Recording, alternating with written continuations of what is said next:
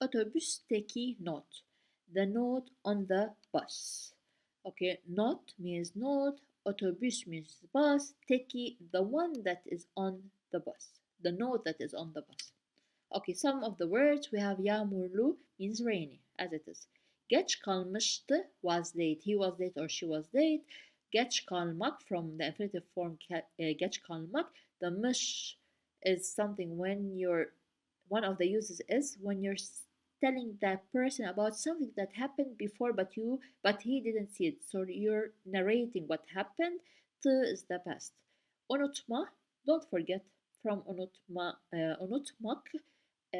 Here is the negative. Now, how do you know this is the negative? It depending on the meaning of the sentence. We'll see now how bindi got on. So like got on the bus from binmek. Di is the past. Oturdu, sat, he or she sat. Or also here, he or she got on the bus, let's say. And dönerken while returning. So from dönmek to return, the the is the geniş zaman and can means while or when. The story. Yağmurlu bir pazartesi sabahı Elif otobüse bindi. On a rainy morning, on a rainy Monday morning, Elif got on the bus. So yağmurlu we said rainy. Bir pazartesi sabahı means a Monday morning. So when we translate, we say on a rainy Monday morning. Elif otobüse bindi.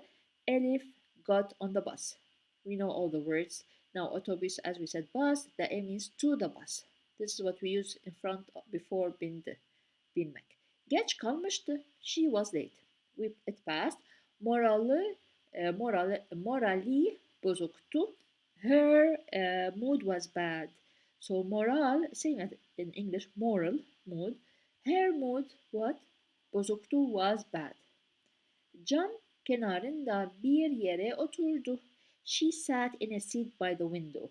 So cam means a glass alone. Kenar means next to, beside, in the, which is the da here, the da, in, or let's say if you want to say to English, we say by the window. So bir yere, bir means a, yer means place, yere to a place, oturdu sat. But when we translate it, we say she sat in a seat, okay, or in a place by the window. Yanındaki koltukta küçük bir not vardı. There was a small note, or note, we say in English, on the seat next to her. So, vardı, there was. It passed a lot before in the previous story also. Bir not, a not. There was a note. Now, how is the note küçük?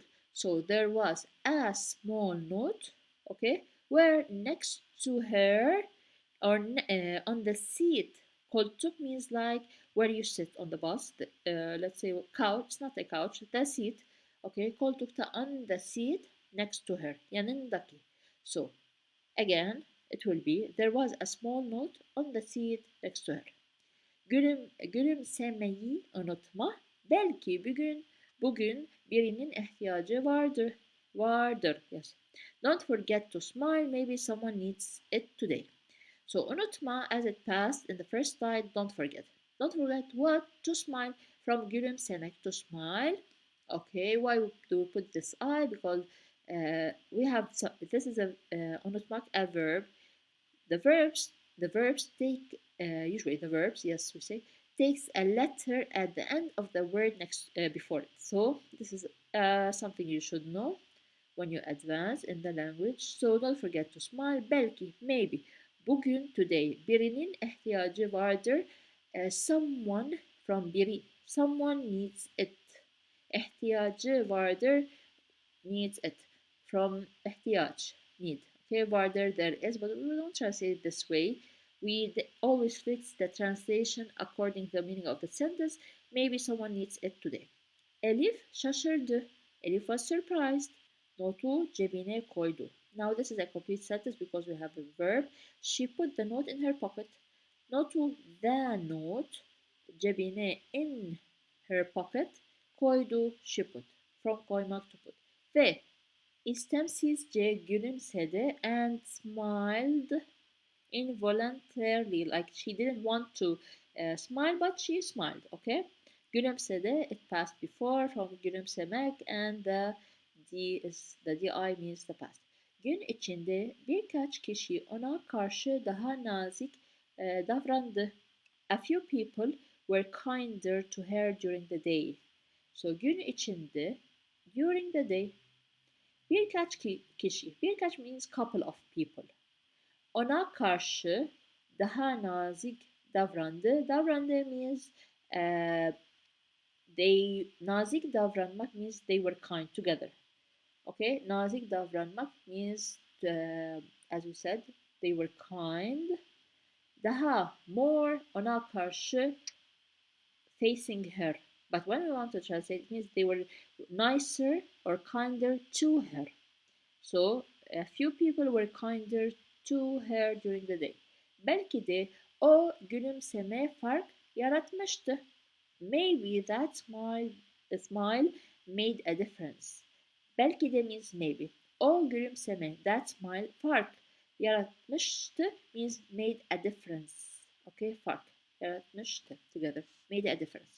Akşam eve dönerken while or when she returned to her house or to the house akşam in the evening o notu başka bir koltuğa bıraktı. She left that note on another seat. Okay, bıraktı means left from bırakmak.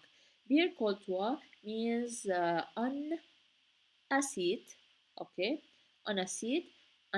Bir başka. Okay, başka bir koltuğa bıraktı means she left that note were on a different seat. In the bus, they mean. Ertesi gün aynı otobüste bir yabancının o notu aldığını gördü. The next day she saw a stranger on the same bus take that note. Ertesi gün means the next day. Aynı otobüste in the same bus bir yabancının a stranger o notu that note aldığını gördü. She saw him taking. From almak means to take. So the next day she saw a stranger on the same bus take that note. Ve o kişi de gülümsedi. And that person also smiled. So and that person also smiled. That means here also. And we explained this one before. O günden sonra from that day on Elif her hafta farklı yerlere benzer küçük notlar bırakmaya başladı. From that day on, Elif started leaving similar small notes in different places every week. Okay, we said this one. From that day on, Elif, what did she used to do? Started. Başlamak means to start. Başladı, started. Started leaving, bırakmak. Started leaving similar small notes were in different places every week. This is the translation of the story. Of course, those who registered to take the PDF of all the stories will find this PDF in that folder.